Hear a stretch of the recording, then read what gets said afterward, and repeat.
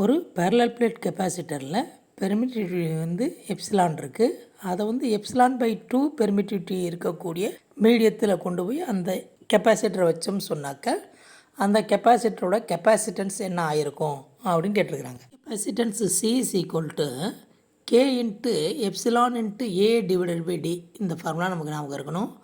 கேன்றது பார்த்திங்க அப்படின்னு சொன்னிங்கனாக்கா நமக்கு வந்து டைஎலக்ட்ரிக் கான்ஸ்டண்ட்டு, எப்சிலான்றது பார்த்திங்கன்னா பெர்மிட்டிவிட்டி, ஏன்றது ஒரு பிளேட்டோட ஏரியா டிவைடட் பை டின்றது அந்த ரெண்டு பிளேட்டுக்கும் இடையில் இருக்கக்கூடிய டிஸ்டன்ஸு.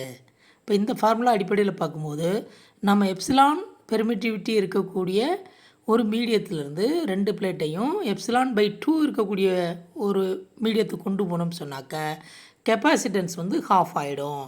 அப்போ option 1 is the correct answer.